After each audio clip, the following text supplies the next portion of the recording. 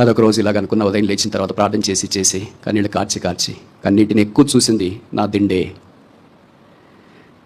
తడిసి ముద్ద అవుతుంది. అప్పుడు దాదాపు మధ్యాహ్నంగా వస్తుంది అనుకున్నా. ఇలాగైతే లాభం లేదు, నేను ఇక్కడే చదివాను, ఇక్కడే నాకు ప్రశంసా పత్రాలు వచ్చినాయి, ఇక్కడే నా ఫోటో పేపర్లు వేసినారు, నన్ను దేవుడు ఇక్కడే ఏ పని చేయమన్నా నేను సిద్ధమాను. పిల్లప్పుడు మా ఇంట్లో ఒక చిన్న పని అలవాటు ఉండేది. అదేంటంటే బొగ్గులు ఇస్త్రీ పెట్టితో బట్టలు ఇస్త్రీ చేయడం. స్పార్క్ లాగా వచ్చింది ఒక ఆలోచన. అనుకున్నా, ఒక తోపుడు బండి తీసుకుందాం, ఇస్త్రీ పెట్టి ఒకటి కొనుక్కుందాం, బొగ్గులు కొనుక్కొని, నేను ఉండే రూమ్కి ఎదురుగా అపార్ట్మెంట్లు ఉన్నాయి, చెట్లు ఉన్నాయి, దాని కింద ఇస్త్రీ పెట్టుకొని పిహెచ్సి చదివి ప్రభుని నమ్ముకున్నాను, యెహోవా యందు భయభక్తులు కలిగి ఉన్నాను, నాకు ఈ పని చేయడం అంటే ఏంటి డిగ్నిటీ అని ప్రభు కొరకు జీవిస్తామని అనుకున్నా. విచిత్రం ఏమో తెలుసా, మందిరం చుట్టే కాకలు ఆత్మీయులు అంటున్నారు, గొప్ప గొప్పలు కోట్ల బిల్డింగ్లు కట్టుకున్న వాళ్ళు ఉన్నారు, పోయి చెప్పొద్దండి వాళ్ళకి అనుకున్నా. అనుకునేది ఆలస్యం. ఇంకా నా దగ్గర కొన్ని డబ్బులు ఉన్నాయి కనుక డబ్బులు తీసుకెళ్ళి టౌన్లో ఇస్త్రీ పెట్టి కొనుక్కొని తోపుడు బండి కొనుక్కొని వస్తామని బయలుదేరాక మనం యూనివర్సిటీ మీదకి వెళ్దాం అనుకున్నా. అది మధ్యాహ్నం, కడుపు కన్నం లేదు. యూనివర్సిటీకి వెళ్ళి నా ల్యాబ్ ఉంటే అక్కడ తలుపు తీశాను. అక్కడ ఒక కవర్ ఉంది. ఆ కవరు బయట ముద్ర చూస్తే గవర్నమెంట్ ఆఫ్ ఇండియా అక్కడి నుండి వచ్చింది. ఏంటిది, ఏదో ఇస్త్రీ పెట్టుకుందామంటే ఏదో కవర్ వచ్చినట్లుంది అని తీశాను. చూసిన వెంటనే దాంట్లో నా కళ్ళు ఆశ్చర్యం కలిగించి మాటలు రాశాయి, you have been awarded with young scientist award.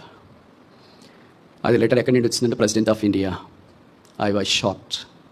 ఇప్పుడు ఆ ఉత్తరం పెట్టుకున్నాను. ఒకవైపు ఇస్త్రీ చేయించుకోవాలన్నా తోపుడు బండి పెట్టుకొని యంగ్ సైంటిస్ట్ అవార్డు స్వీకరించాలి.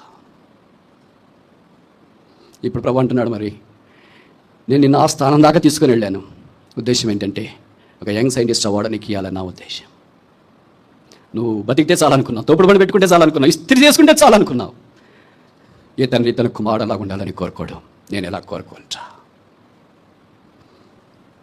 అలాగే ఎక్కినున్నాయను, కన్నీళ్ళు రాళ్ళము ఆగిపోలేదు, మోకరించినాను. ప్రభు, నాలాంటి ఒక సామాన్యుడి యొక్క ప్రార్థన కూడా నీవు ఆలకిస్తావా?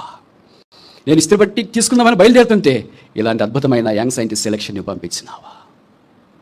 యెహోవా యందు భయభక్తులు గల వారి కొరకు ఆయన దాచించిన మేలు ఎంతో గొప్పది.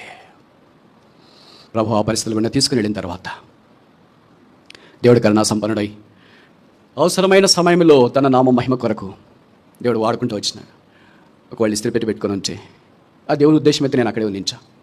కానీ ఆ తర్వాత 60 దేశాలు దర్శించే అవకాశం దేవుడు నాకు ఇచ్చినాడు. ఇస్త్రీ పెట్టుకొని ఉంటే భవిష్యత్తు నేను అక్కడే ఉందించా. కానీ గగనతలంలో ఎగిరే విమానంలో ప్రయాణం చేసే అవకాశం దేవుడు అనుగ్రహించినాడు. ఇస్త్రీ పెట్టుకొని ఉంటే భవిష్యత్తు నేను అక్కడే ఉందించా. కానీ మీలాంటి వారి మధ్యలో యెహోవా అలాంటి వాడికి కూడా సహాయం చేయగలని సాక్ష్యం ఇచ్చడానికి ఇది నిలబెట్టాడు. ఆయన మార్పు లేని దేవుడు. ఈ మధ్యాహ్నం, ఈ సాయంకాలం నీ స్వభావం ఏంటి? ఆటపోట్లు గురైపోయావా, డసిపోయావా, సోలిపోయావా, కృంగిపోయావా? ఇంకంతే నా జీవితం, ఇక నా వల్ల ఏం లాభం లేదు, నాకు నేనే బరువు, నాకు ఇరుగు పొరుగు బరువు, నాకు ఈ తల్లిదండ్రులు బరువు, నేనే భూమికి బరువు అయిపోయాను, ఇక నేను బ్రతకూడదు అనుకొని ఇక్కడికి వచ్చినావా? నీకు ఒక శుభ సందేశం. నిన్ను ప్రేమించే దేవుడు, నీ కొరకై ప్రాణం పెట్టిన దేవుడు, నీ కొరకై చేతులు చాపుతున్న దేవుడు, ఆయన ఎంత భయభక్తులు గల వారి కొరకు ఆయన దాచించిన మేలును సిద్ధపరిచి నీకు సకాలంలో అన్నాడు. అది ఈ సంవత్సరమే కావచ్చు, అది ఈ మధ్యలోనే కావచ్చు, అది ఇప్పుడే కావచ్చు. నీ జవాబు ఏంటి?